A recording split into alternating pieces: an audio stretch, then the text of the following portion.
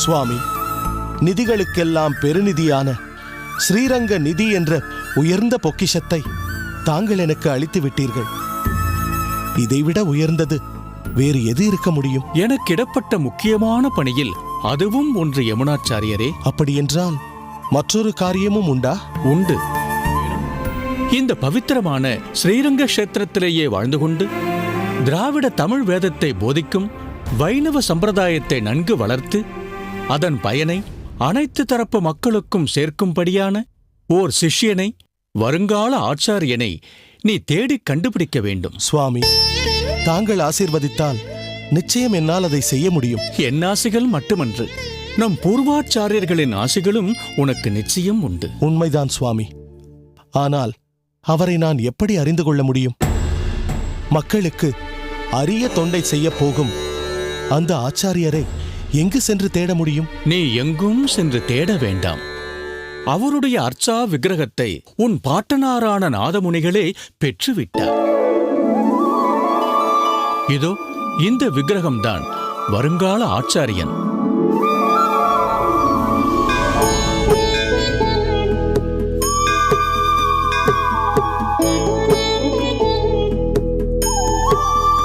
இந்த அவதார புருஷன் அவதரிக்கப் போகிறார் என்ற நற்சகுனத்தை இந்த விக்கிரகமே உனக்கு உணர்த்தும்.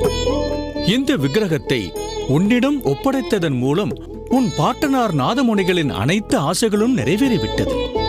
இனி இவரை கண்டுபிடித்து மக்களை காப்பாற்றச் செய்ய வேண்டியது உன் பொறுப்பு. அர்ச்சையில் ஒளிரும் சுடரே, இந்த சம்பிரதாயம் தழைத்தோங்கவும் உண்மை ஆன்மீகம் எங்கும் ஒளிவிட பொலிக பொலிகவென்று சமுதாய அவலங்கள் என்னும் இருள் ஓட கதிர் ஒளியாய் நீர் உதிக்கும் நாள் என்று வரும். அர்ச்சையாயிருக்கும் உம்மை அவ்வுருவமாய் காணும் பேற்றை அடியேனுக்கு சீக்கிரம் வழங்குங்கள் சுவாமி.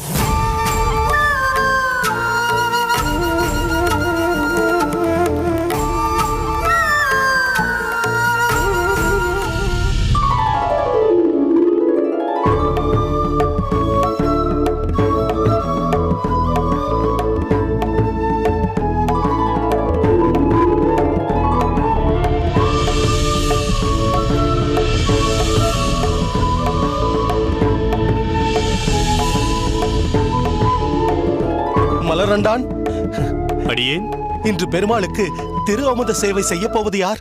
நாராயணன் சுவாமி.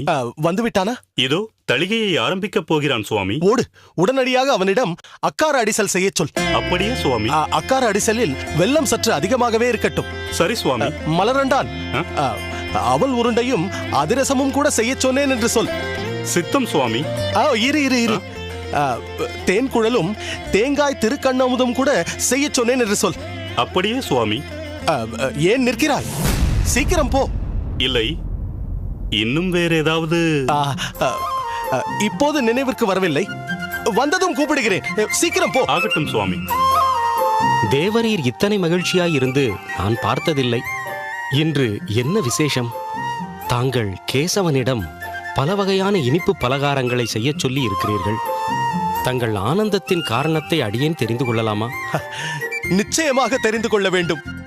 இந்த ஆனந்தம் எனக்கு மட்டுமல்ல, உனக்கும் இந்த உலகத்திற்கும் காட்டுத்தீயாய் பரவப் போகிறது. அடடா, அப்படிப்பட்ட சந்தோஷம் என்னவென்று தெரிந்து கொள்ள அடியேன் மிகவும் ஆவலுடன் இருக்கிறேன்.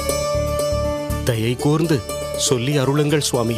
திராவிட தமிழ் வேதமான திவ்ய பிரபந்தத்தை மக்களிடையே பரப்பவும், ஆன்மீக பெருங்கடலில் பாகுபாடின்றி அனைவரும் மூழ்கி எழவும், இந்த உலகத்தையே உய்விக்கவும் ஒரு மகான் அவதாரம் செய்ய போகிறார்.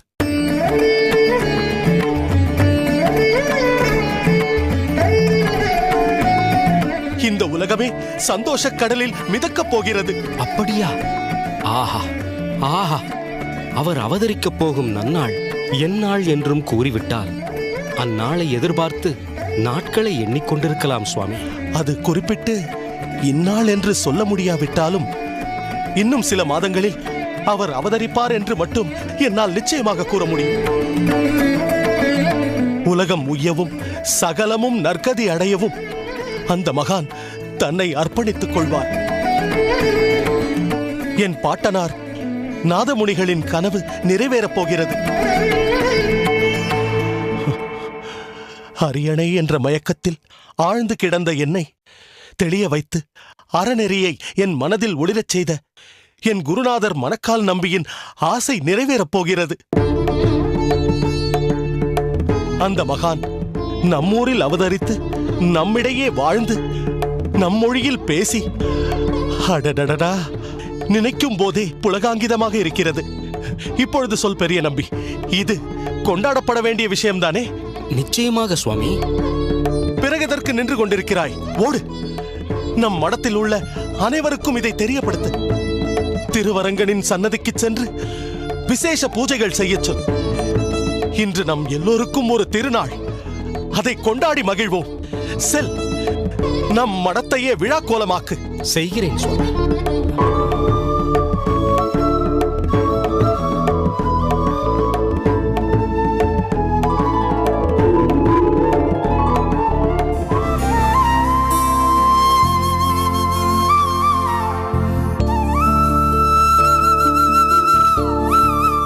இந்த தலைமை பீடத்தை எனக்கு பிறகு அலங்கரிக்கப் போகிறவரை என்று எனக்கு காட்டுவதாக திருவுள்ளம் கொண்டிருக்கிறீரோ? இன்னும் எத்தனை காலங்கள் என்னை காத்திருக்கச் செய்ய போகிறீரோ?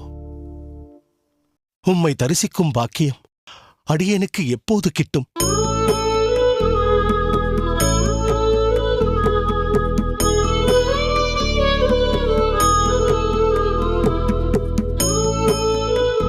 அடியேன்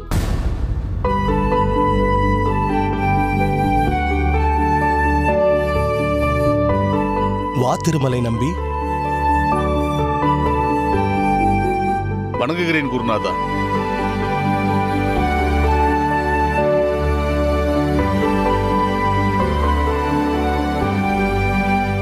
பெருமாளின் ஆசியும் பூர்வாச்சாரியாரின் ஆசியும் உனக்கு என்றும் சித்திக்கட்டும். திருமலையில் ஸ்ரீனிவாசனுக்கு கைங்கரியங்கள் நன்றாக நடந்து கொண்டிருக்கின்றனவா? அற்புதமாக நடந்து கொண்டிருக்கிறது குருநாதா. குறையொன்றும் இல்லை அந்த திருவேங்கடமலை கோவிந்தனுக்கு. ஆஹா, என்ன, திருமணத்திற்கு வாங்கிய கடனைத்தான் திருப்பி கொடுக்க முடியாமல் திண்டாடி கொண்டிருக்கிறார். அசலைத்தானே கொடுக்க முடியவில்லை, வட்டியைத்தான் பக்தர்கள் கொண்டு வந்து உண்டியலில் வாரி வாரி கொட்டிக் கொண்டிருக்கிறார்களே. அதுவும் சரிதான். 7 மலைகளையும் நடந்தே கடந்து வருவது என்பது கடினமான காரியம் என்றாலும் பக்தர்களின் கூட்டம் நாளுக்கு நாள் கூடிக்கொண்டே போவது ஆச்சரியம் அல்லவா? எதற்காக ஆச்சரியப்பட வேண்டும்? மக்களுக்கு பகவானின் மீது பிரேமையும் நற்காரியங்களில் நாட்டமும் அதிகரித்து வருவது இயல்புதானே, கொண்டாடி மகிழத்தக்கதுதானே. ஆமாம் குருதேவா. நீ உள்ளே சென்று சற்று சிரமப்பரிகாரம் செய்து கொள். பிறகு அனுஷ்டானங்களை முடித்துக்கொண்டு இங்கேயே அமுது செய்யலாம். பரவாயில்லை சுவாமி. வரும் வழியில் என் நண்பர் செம்பருதின் இல்லத்திலேயே எல்லாம் ஆகிவிட்டது. அப்படியா? ஆமாம் சுவாமி. நான் என் தங்கை காந்திமதியை காண சென்று கொண்டிருக்கிறேன். முதலில் தேவரீரையும் தரிசித்து ஆசீர்வாதங்களையும் பெற்று பிறகு அங்கு செல்லலாம் என்று வந்தேன். உன் தங்கை காந்திமதி ஸ்ரீபெரும்புதூரில் தானே வாழ்க்கைப்பட்டிருக்கிறார்? ஆம் சுவாமி. மாப்பிள்ளை பெயர் கூட கேசவ சோமயாஜி. கேசவ சோமயாஜி. சொல்லியிருக்கிறாய். அவர்கள் சௌக்கியமாக இருக்கிறார்களா? மிகவும் சௌக்கியமாக இருக்கிறார்கள். ஆனால் என்ன? வாரிசு இல்லாததுதான் அவர்களுக்கு ஒரு பெரிய குறை. அந்த குறை தீர தேவரீரின் ஆசீர்வாதங்களும் அழகிய மணவாள பெருமானின் அனுகிரகங்களும் தான் வேண்டும். அவர்களுக்கு திருமணமாகி நீண்ட காலமாகிவிட்டதோ? அப்படி ஒன்றும் நீண்ட காலம் ஆகிவிடவில்லை. ஆனாலும் குறை தீருமோ தீராதோ என்ற ஐயத்தில் மன உளைச்சலோடு காந்திமதி இருக்கிறாள். நாளை சூரிய கிரகணத்தின் போது திருவள்ளிக்கேணி பார்த்தசாரதியின் சன்னதியில் புண்ணிய அன்னதானம் நடத்த இருக்கிறார்கள் சுவாமி. அதற்குத்தான் நான் போய்கொண்டிருக்கிறேன். சுவாமி, நைவேத்தியம் ஆகிவிட்டது. பிரசாதம்.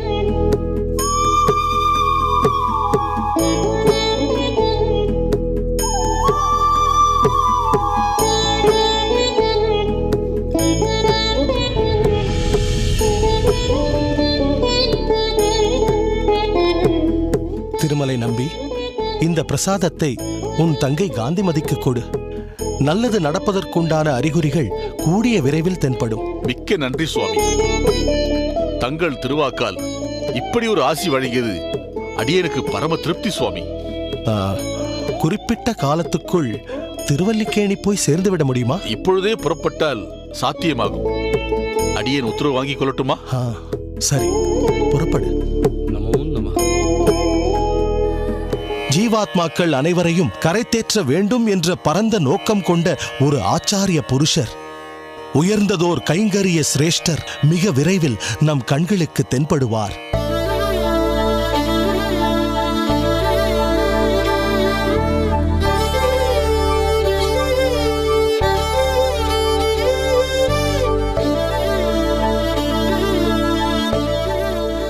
பெருமாளுக்கு செய்யும் அனைத்து சேவைகளும் கைங்கரியமே. ஏதாவது ஒரு சேவையாவது நித்தியப்படி எம்பெருமானுக்கு செய்ய முடியாமல் ஏதோ ஒரு காரணத்தை நாம் சொல்லிக் கொண்டிருக்கிறோம். ஆனால் தம் சரீரத்தால் பல சேவைகளை செய்து கைங்கரியத்தின் உச்சமாக விளங்குபவர் அந்த ஆதிசேஷன். எதை வைத்து சொல்கிறீர்கள் சுவாமி? பூதத்தாழ்வாரின் பாசுரமே அதற்குச் சான்று. சென்றால் குடையாம், இருந்தால் சிங்காசனமாம், நின்றால் மரவடியாம், நீழ்கடலுள் என்றும் புனையாம், மணி விளக்காம் பூம்பட்டாம் புலுகும், அணையாம் திருமார் கரவு. பெருமாள் நடந்து செல்லும் போது குடை, அமர்ந்து கொண்டால் சிம்மாசனம், நின்றால் மரநிழல் போலாவார், நீண்ட பார்க்கடலில் துயிலும் போது பட்டு போன்ற மெத்தை. அப்படி ஒரு கைங்கரிய சேவையை ஆதிசேஷன் செய்து கொண்டிருக்கிறார். அப்படி ஒருவர் இப்பூ உலகிலும் சேவை செய்ய முடியுமா சுவாமி? அந்த ஆதிசேஷனே பெருமாள் அவதாரம் எடுக்கும் போதெல்லாம் பின்தொடர்ந்து வந்து கைங்கரியம் செய்தாரன்றோ? அவரே லக்ஷ்மணன், அவரே பலராமன். இந்த கலியுகத்தில் அவரை போன்ற ஒரு கைங்கரிய சிரேஷ்டர் வருவாரா சுவாமி? எந்த நேரமும் வரலாம், ஒருவேளை வந்திருக்கலாம். காலத்தால் நமக்கு அடையாளம் காட்டப்படலாம். அடியேன்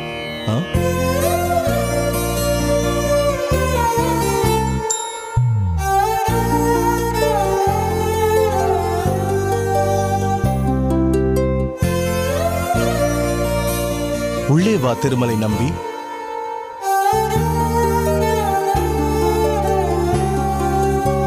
வா.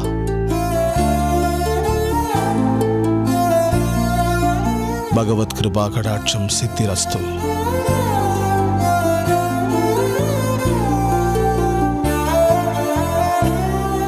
உட்கார். திருமலை நம்பி, ஒரு உயர்ந்த விஷயம் பற்றி பேசிக் கொண்டிருந்தோம். இச்சமயத்தில் நீ வந்தது எனக்கு மிகவும் சந்தோஷத்தை தருகிறது. காரணம், நீ வசிப்பதும் உயர்ந்த மலையில் அல்லவா? அந்த மலையப்ப சுவாமியின் அருகில் அல்லவா? அந்த உயர்ந்த நிலைக்கு என்னை அழைத்துச் செல்ல வழிகாட்டியவர் தாங்கள் தானே சுவாமி. இருந்தாலும் எத்தனை பேர் நான் கூறியதும் உடனே ஒத்துக்கொண்டு அக்கைங்கரியத்தை செய்கிறார்கள். வேங்கடனின் கைங்கரியத்திற்காகவே நீ பிறந்திருக்கிறாய். அது என் பாக்கியம் சுவாமி.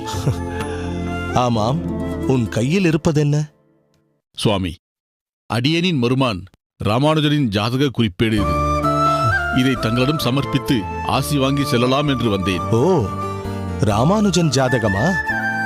நாட்கள் எவ்வளவு வேகமாக ஓடுகின்றன.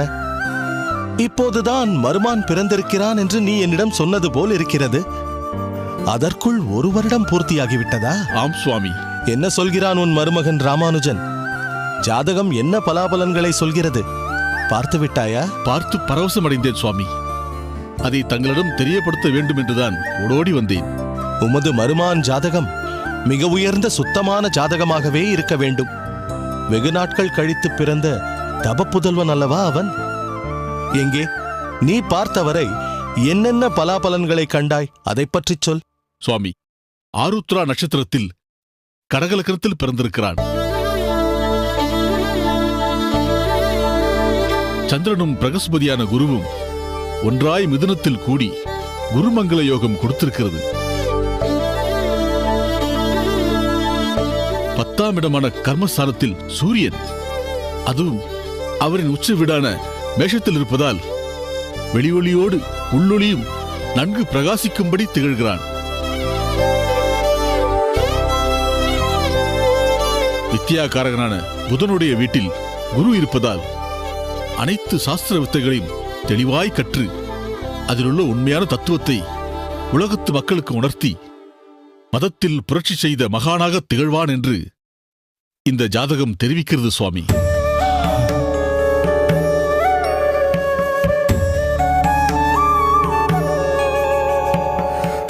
ஆஹா, திருமலை நம்பி, என் போன்ற சந்நியாசிகளையும் மோகிக்கச் செய்வதாக இருக்கிறதே நீ சொல்வது.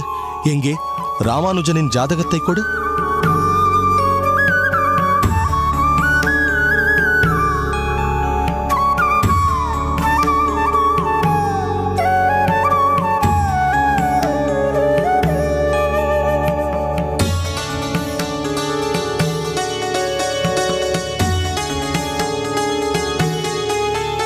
ஆஹா ஆஹா, அற்புதம் அற்புதம். திருமலை நம்பி, நீ கூறிய அனைத்தும் இதில் நன்கு விளங்கத் தெரிகிறது. நீ வருவதற்கு சற்று முன்னர்தான் கைங்கரிய சிரேஷ்டனான ஆதிசேஷனை பற்றி நான் சொல்லிக் கொண்டிருந்தேன். அந்த கைங்கரிய ஸ்ரீமான் இவன்தானோ என்று தோன்றுகிறது.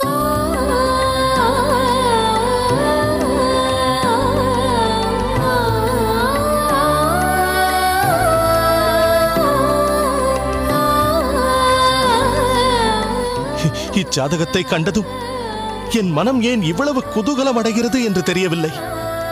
சிஷ்யர்களே, நீங்கள் அவளோடு கேட்டீர்களே, லக்ஷ்மணனை போன்றும் பலராமனை போன்றும் இக்கலியில் தோன்ற மாட்டார்களா என்று. இந்த ஜாதகத்தை கண்ணுறும் போது லக்ஷ்மணோ லக்ஷ்மி சம்பந்தஹா என்ற வாக்கியத்தின்படி உள்ளது. இவன் ஒரு மகானேதான், அவதார புருஷன்தான், சமுதாயத்தில் மலிந்துள்ள இருளை நீக்கும் சூரியன்தான்.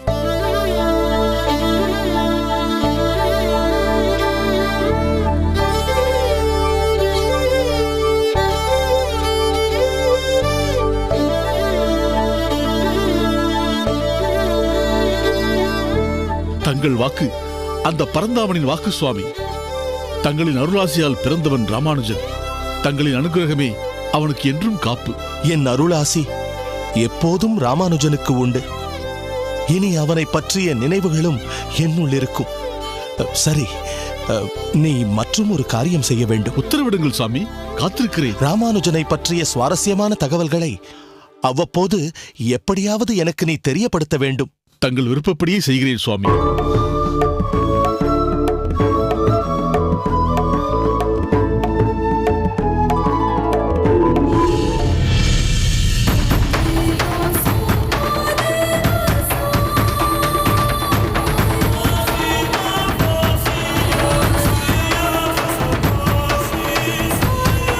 சுவாமிகளே, சுவாமிகளே,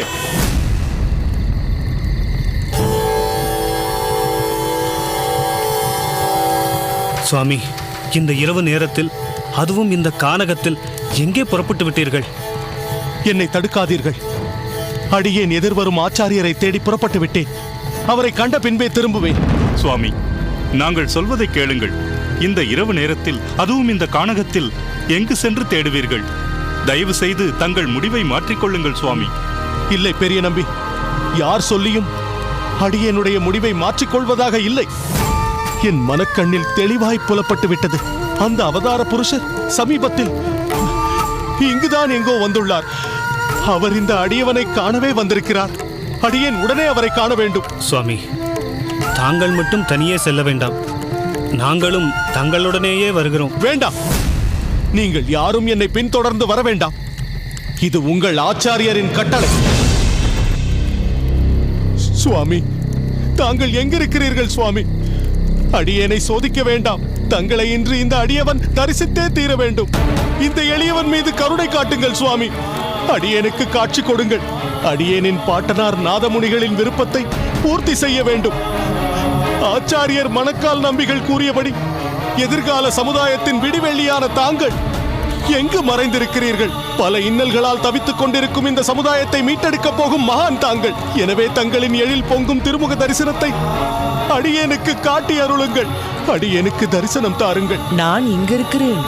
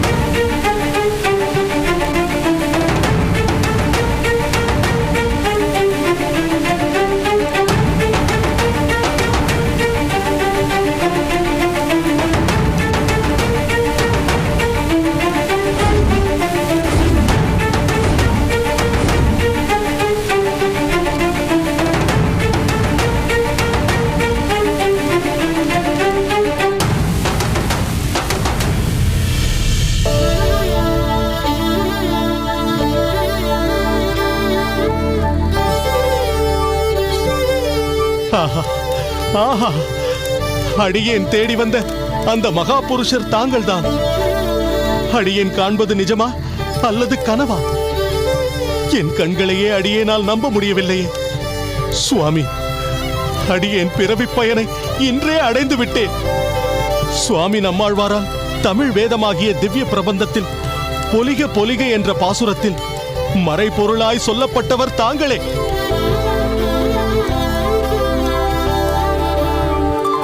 ஆழ்வாராகவும் ஆச்சாரியராகவும் வணங்கப்படும் நம்மாழ்வார் என் பாட்டனார் நாதமுனி யோகீஸ்வரருக்கு கொடுத்தருளிய அர்ச்சா விக்கிரகத்தில் ஒளிரும் திருவடிவம் தாங்களே.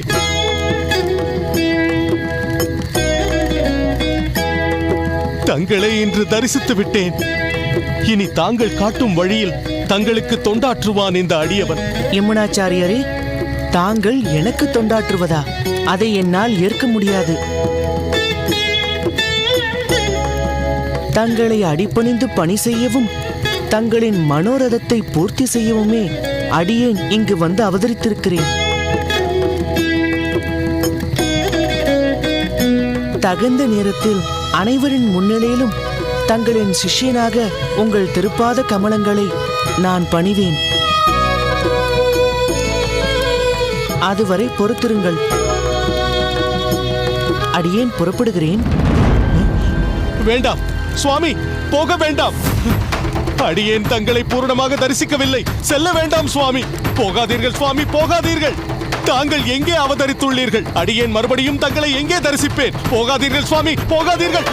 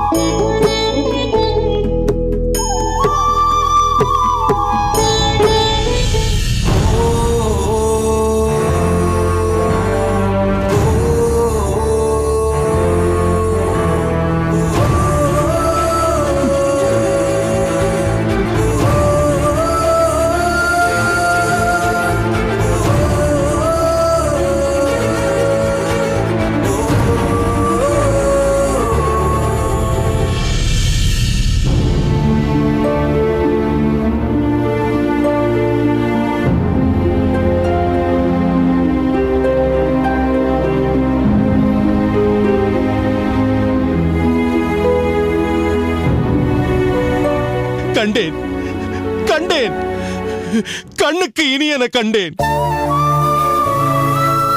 தொண்டுள்ளம் கொண்டவர்களே, எல்லோரும் வாரீர்.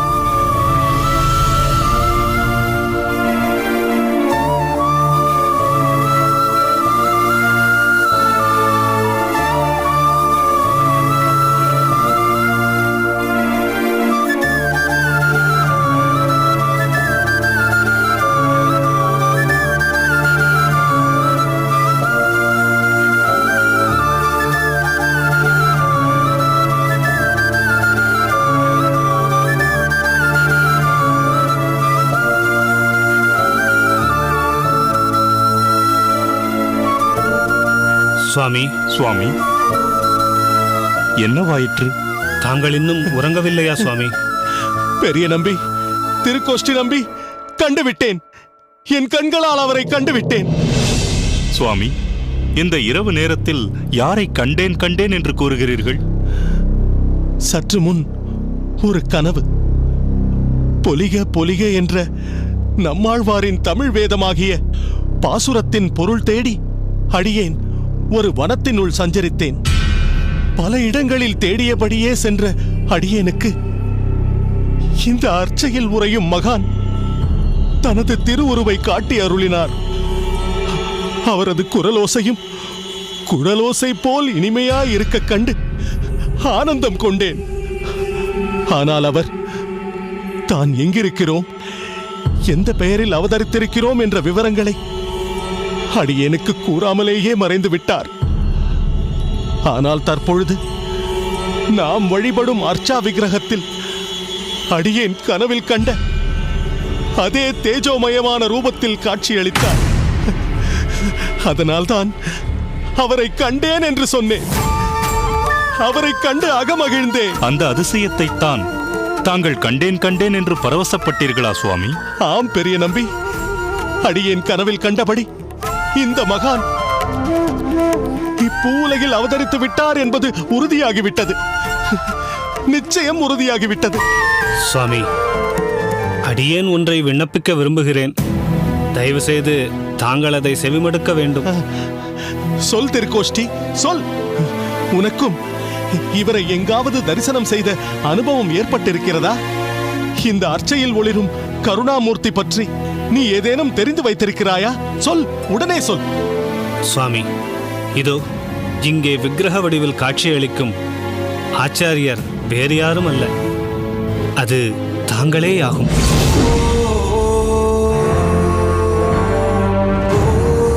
தாங்கள் குறிப்பிட்ட புலிக புலிக பாசுரத்தில் மறைவாய் குறிப்பிட்டது போல் அவதரித்துள்ளவரும் தாங்களேதான் சுவாமி. திருக்கோஷ்டி, என்ன பேசுகிறாய் நீ? ஆம் சுவாமி, திருக்கோஷ்டி தெரிவிப்பது போல் இந்த அர்ச்சா விக்கிரகத்தில் அருளுருவாயிருப்பது தேவரீரேதான். இந்த கலியும் கெடும் உத்தம ஆச்சாரியரான தங்களை நாங்கள் நித்தம் தரிசனம் செய்து கொண்டுதானே இருக்கிறோம். இல்லை பெரிய நம்பி, இல்லை. அத்தகைய உயர்ந்த கௌரவம் நிச்சயம் எனக்கு உரித்தானதல்ல. அடியேன் இழிந்தவர்களுக்குள்ளும் இழிந்தவன். அடியேனை இந்த மகானோடு ஒப்பிடுகிறீர்களே, அது தகாது. ஒன்றை நன்றாக புரிந்து கொள்ளுங்கள். பூமியிலே உள்ள அனைத்து சமுதாயத்தினராலும் போற்றப்பட போகும் ஒரு மகானின் அவதாரத்தை பற்றியே பொலிக பொலிக பாசுரத்தில் குறிப்பிடப்பட்டுள்ளது. அது இதுவரை வந்து சென்ற ஆச்சாரியர்கள் எவரையும் குறிப்பிடவில்லை என்பதும், அடியேனையும் அதில் நிச்சயம் குறிப்பிடவில்லை என்பதையும் அடியேன் நன்கு அறிவேன். நிச்சயம் அறிவேன். சுவாமி, எப்படி அவ்வளவு உறுதியாக சொல்கிறீர்கள்? காரணம் பல உண்டு. முதலில் அடியேனின் ஆச்சாரியர் மணக்கால் நம்பி இந்த விக்கிரகத்தை அடியேனிடம் ஒப்படைத்து, இந்த மகான் கூடிய விரைவில் வரப்போகிறார், அடியேன் உட்பட எதிர்வரும் காலத்தில் பலர் அவரை தரிசித்து பெரும் பேறு அடைவர் என்றே அவர் குறிப்பிட்டார். மேலும் நம்மாழ்வார் குறிப்பிட்ட பாசுரத்தின்படியெல்லாம் இன்னும் நடந்த பாடில்லையே. இந்த கலியின் கொடுமை சம்பவங்கள் இன்னும் நடந்து கொண்டுதானே இருக்கின்றன. அதர்மங்கள் மடிந்து விட்டதா? வன்கொடுமை செய்வோர் தொலைந்து விட்டனரா? ஏற்றத்தாழ்வற்ற ஒரு சமநிலை வந்து விட்டதா? பாகுபாடற்ற சமுதாயம் உருவாகிவிட்டதா? சமரசம் என்ற பக்தி வெள்ளம் பெருக்கெடுத்து ஓடுகிறதா? எல்லோரும் அந்த எம்பெருமானின் அருளை பூரணமாய் பெற்று மரணம் என்னும் காலனை துச்சமாய் மதிப்பவர்களாக இருக்கிறார்களா? இல்லையே. சுவாமி, அப்படியென்றால் தாங்கள் எங்களுக்கு கூற நினைப்பது, மத பேதங்களை கடந்த இந்த மகான் சீக்கிரமே அனைவர் கண்களுக்கும் நேரே காணப்பெறுவார்.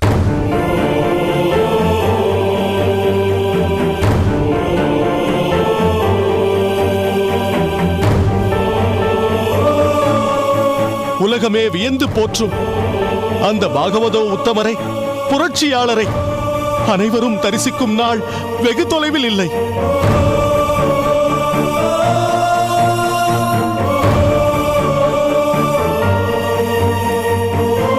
ஆனால் அவ்வேளையில் அடியேன் இருப்பேனோ இருக்க மாட்டேனோ?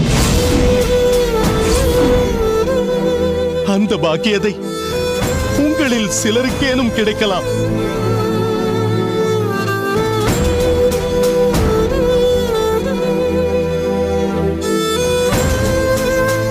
அப்போது பொலிக பொலிக பாசுரத்தின் முழு விளக்கமும் உங்களால் உணரப்படும். இது சத்தியம்.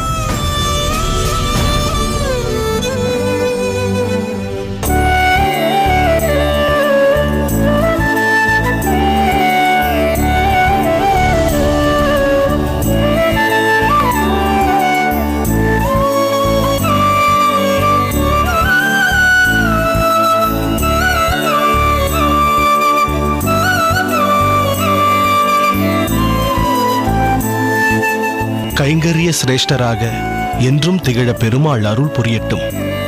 சௌபாகியவதியாக திகழ்வாய். எழுந்திருங்கள்.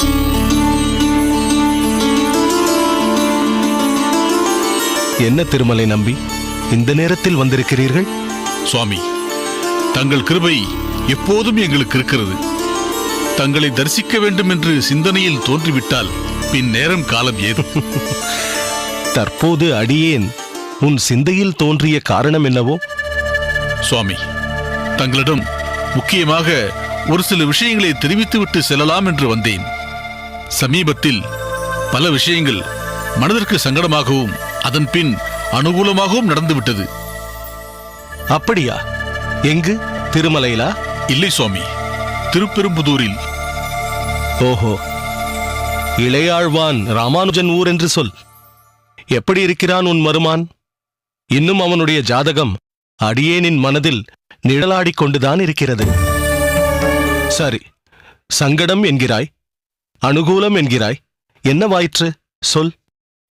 சுவாமி, சில நாட்களுக்கு முன்பு அக்ரஹாரத்திற்கு வெளியே சேர்ந்த வெற்றுச் சிறுவனை தொட்டு தூக்கிவிட்டான் ராமானுஜன்.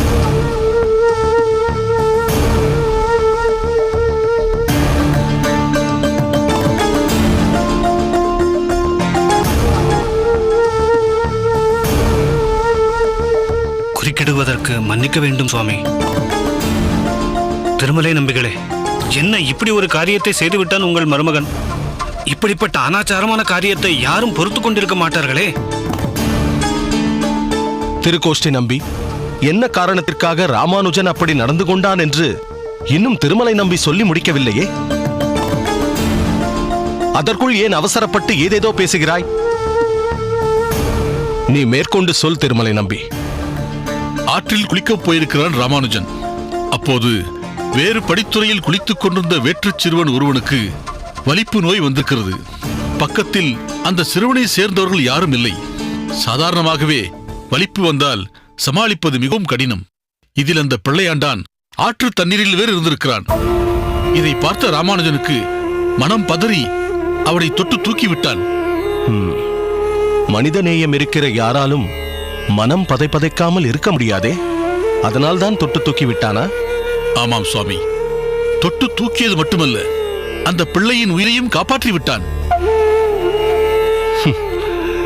என்ன திருக்கோஷ்டி நம்பி, இப்போது என்ன சொல்ல நினைக்கிறாய்?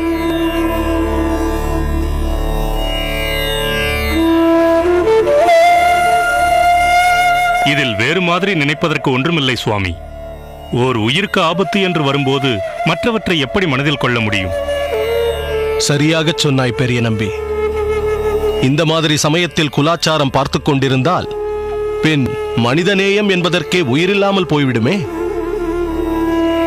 இந்த வயதில் எத்தனை கருணை உள்ளம்! ஒரு நாழிகை தாமதித்திருந்தாலும் ஒரு குடும்பத்தின் ஒட்டுமொத்த எதிர்காலமே போயிருக்குமே. இதற்காக எல்லோரும் ராமானுஜனை பாராட்டி கொண்டாட வேண்டாமா? இதை யாரும் அங்கு ஏற்றுக்கொண்டதாக தெரியவில்லை சுவாமி. ஆனால் அதற்கு பின் நடந்த சம்பவம் பாவம் மாப்பிள்ளை சோமயாஜியின் குடும்பத்தையே சங்கடப்படுத்திவிட்டது. அடடா, வேறென்னம்மா சங்கடம்? அது சுவாமி, ஒரு பிள்ளையை ராமானுஜன் காப்பாற்றினான் என்று சொன்னேன் அல்லவா? அந்த பிள்ளை கோவில் வாசலில் நின்று பெருமாளை நினைத்துக் கொண்டு ஒரு சமயம் நின்றிருக்கிறான். பெருமாள் தான் ராமானுஜன் ரூபத்தில் வந்து காப்பாற்றியதாக எண்ணியிருக்கிறான். அந்த சமயத்தில் அங்கு வந்த ராமானுஜன், வாசலிலேயே ஏன் நின்று கொண்டு பார்த்து கொண்டிருக்கிறாய்? வா, உள்ளே சென்று பெருமாளை சேவிக்கலாம் என்று அந்த வேற்று சிறுவனை கோவில் உள்ளே அழைத்து சென்று விட்டான்.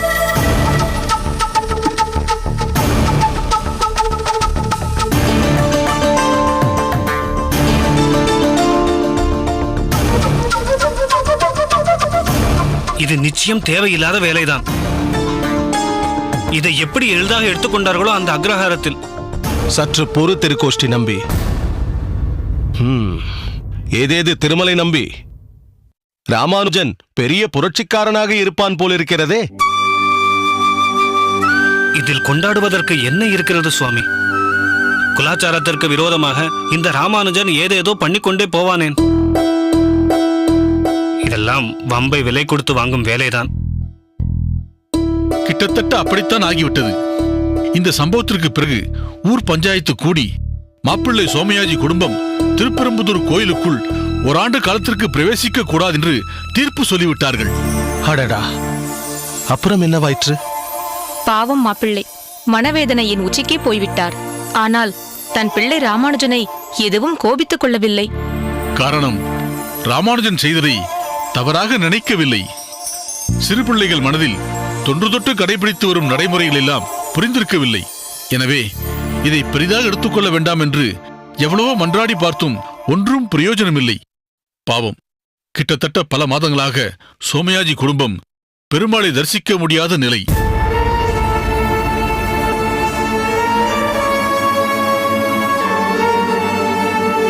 மிகவும் சங்கடமான நிலைதான் இல்லையா சுவாமி? ஆமாம் மலராண்டான்.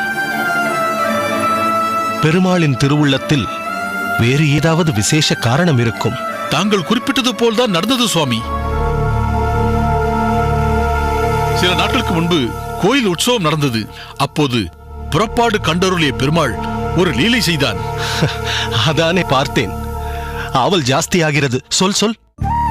சோமயாஜி நகத்திற்கு சமீபத்தில் பெருமாளை ஏலப்பண்ணி கொண்டு வரும்போது பெருமழை பெய்ய தொடங்கி இருக்கிறது. செய்வதறியாது திகைத்து பெருமாளை மழையில் நனையாமல் பாதுகாக்க நினைத்து திருப்பாத தாங்கிகள் தங்கள் அருகிலிருந்த திண்ணையில் அமர்ந்தருள பண்ணியிருக்கிறார்கள். அந்த திண்ணை வேறு யாரகத்து திண்ணையும் அல்ல, நம் சோமயாஜி அகத்து திண்ணைதான் சுவாமி.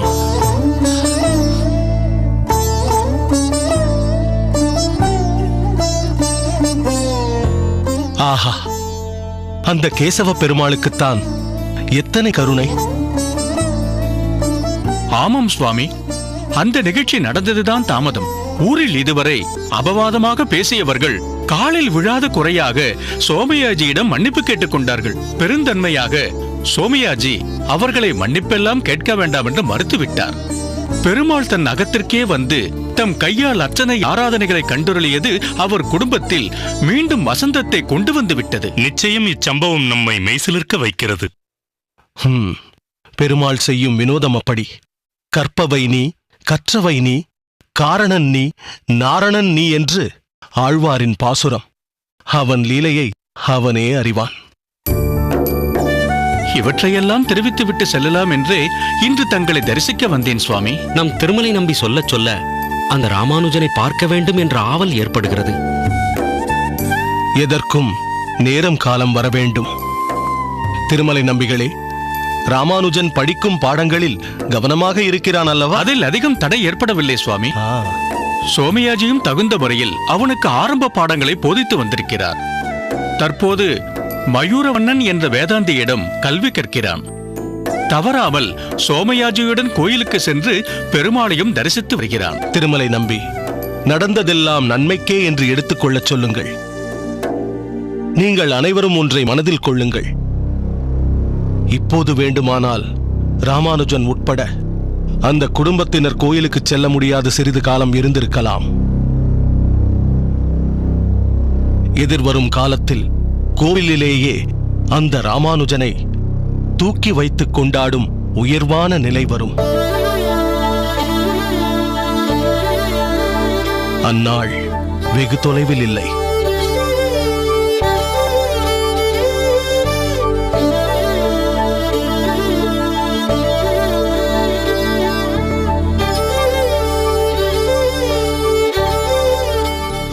சுவாமி, தங்களுக்கு இருக்கும் கடாட்சமும் ஞானமும் எங்களுக்கு இல்லை.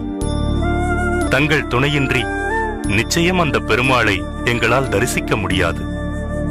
பௌதீகம் எனும் சம்சாரத்தில் விழுந்து தத்தளித்துக் கொண்டிருப்பவர்கள் நாங்கள் மட்டுமல்ல. இந்த பௌதீக உலகத்தில் பிறந்தவர்கள் அனைவருமே சம்சார பந்தத்தில் விழுந்து தவிக்கிறார்கள். அவர்கள் அனைவரையும் தாங்கள்தான் கைகொடுத்து தூக்கி காப்பாற்ற வேண்டும். இல்லை பெரிய நம்பி, அதற்கு தகுதி உடையவன் நான் அல்ல. திக்கற்றவர்களுக்கு திசையாக இருந்து, துன்பப்படுபவர்களுக்கு துயர் துடைப்பவனாக இருந்து, கர்ம பந்தத்தில் விழுந்து தத்தளிப்போருக்கு கருணை கடலாக இருந்து, இவ்வுலகத்தை உய்விக்கப் போகும் ஒரு ஆச்சாரியர் எப்போதோ அவதரித்து விட்டார். இன்னும் அவரை அடியேனின் கண்களுக்கு அரங்கநாதன் காட்டவில்லை. அந்த நன்னாளை எதிர்பார்த்துத்தான் என் உடலில் ஆத்மா இன்னும் ஒட்டிக்கொண்டிருக்கிறது.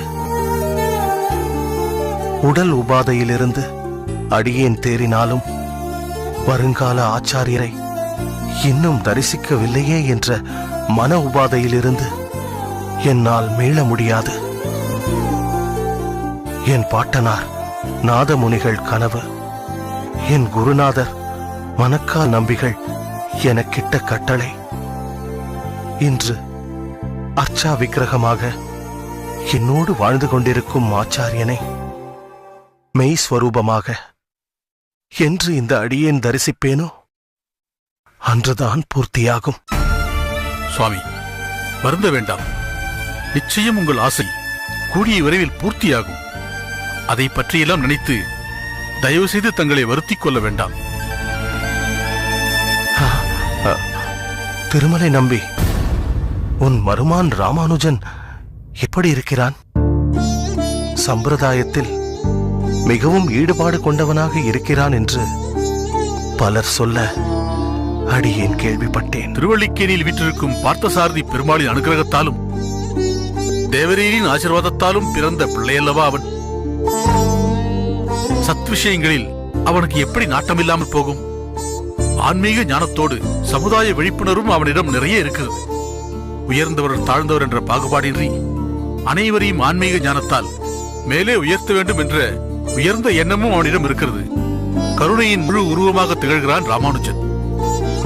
ஆஹா, இதை கேட்பதற்கே மிகவும் இனிமையாக இருக்கிறது. ராமானுஜனை போன்றவர்கள் நம் சம்பிரதாயத்தில் இருந்தால் கூடிய விரைவில் அடித்தட்டு மக்களையும் அது சென்றடைந்து அனைவரையும் ஆன்மீக ஆனந்தத்தை அடையச் செய்யலாம். வருங்கால சமுதாயம் ராமானுஜனை போன்றவர்கள் கையில்தான் இருக்கிறது. அதனால் ராமானுஜனுக்கு தேவையான அனைத்து சம்பிரதாய விஷயங்களையும் நீ சொல்லிக் கொடுத்து உன்னைப் போலவே அவனையும் நம் சம்பிரதாயத்திற்காக ஆக்க வேண்டும். ராமானுஜனை போன்ற அறிவாளிகளை பௌதிகவாதிகள் மொய்த்துக்கொண்டு அவன் மூலம் பொருள் ஈட்டி முன்னுக்கு வரவேண்டும் என்று அவர்கள் நினைப்பார்கள். நீதான் வெகு ஜாக்கிரதையாக இருந்து கூடிய விரைவில் நம் சம்பிரதாயத்தின் விஷயத்தில் அவனை ஈடுபடும்படி செய்ய வேண்டும். நீ ஸ்ரீபெரும்புதூர் சென்றதும் இது விஷயமாக உன் தங்கையிடமும் மாப்பிள்ளையிடமும் பேசு. சம்பிரதாயம் வளர்வதில் அவர்களுக்கு மட்டும் ஆசை இருக்காதா என்ன? நிச்சயம் பேசுகிறேன் சுவாமி. தாங்கள் சற்று நேரம் படுத்து ஓய்வெடுத்துக் கொள்ளுங்கள். நாம் என்ன இருந்தாலும் தங்கள் மருமான் ராமானுஜன் மீது நம் ஆச்சாரியருக்கு தனி அபிமானம் இல்லையா? இது இன்று நேற்றைக்கல்ல. ராமானுஜனின் ஜாதகத்தை அடியேன் கொண்டு வந்து காண்பித்த நாட்களிலிருந்தே இளையாழ்வான் எப்படி இருக்கிறான், ராமானுஜன் படிப்பெல்லாம் செவ்வனே போய்க் கொண்டிருக்கிறதா என்று அவனை பற்றிய விசாரிப்புக்கு அளவே இல்லை. அதுவும் ராமானுஜன் நம் சம்பிரதாயத்தில் மிகுந்த ஊக்கத்துடன் இருக்கிறானா என்பதில் நம் ஆச்சாரியருக்கு எதிர்பார்ப்பு சற்று அதிகமாகவே இருக்கிறது. வாஸ்தவம்தான். ராமானுஜனுக்கும் நம் சித்தாந்தத்திலும் சமுதாயத்திலும் மிகுந்த அக்கறை உண்டு. இதை பற்றி திருக்கட்சி நம்பிகள் மூலம் அவன் நிறைய அறிந்து வைத்திருக்கிறான். அப்புறம் என்ன, கால நேரம் கூடும்போது நம் ஆச்சாரியரின் எண்ணமும் ஈடேறிவிடப் போகிறது. இருப்பினும் நம் ஆச்சாரியர் விருப்பம் பற்றி சோமயாஜிடம் தெரிவிக்க வேண்டியது அவசியம்தானே? அதுவும் சரிதான். ஆனால் ஒன்று திருமலை நம்பிகளே, ஆச்சாரியர் ஒரு தீர்க்கதரிசி. எத்தனையோ பேர்களுக்கு நடுவே இளையாழ்வான் ராமானுஜரை பற்றி மனதில் நினைக்கிறார் என்றால் அவர்கள் இருவருக்கும் ஜன்மாந்திர சம்பந்தம் இருக்க வேண்டும். எனக்கும் அப்படித்தான் தோன்றுகிறது. அடியே நீங்க வரும்போதெல்லாம் அவனிடத்தில் மிகவும் ஆர்வத்தோடு இருக்கிறார். பிற்காலத்தில் நம் ஆச்சாரியரின் இதயத்தில் தேங்கியுள்ள பல கேள்விகளுக்கு விடையளிப்போன் போல்தான் ராமானுஜனும் ஞான குழந்தையாக திகழ்கிறான். இவரை போன்றே அவனும் அனைத்து தரப்பு மக்களிடமும் சமநோக்கோடு இருக்கிறான். இதுவே இவர்களுக்குள் மிகப்பெரிய ஒற்றுமையாக இருக்கிறது. இதைவிட பெரிய பாக்கியம் வேறென்ன வேண்டும்?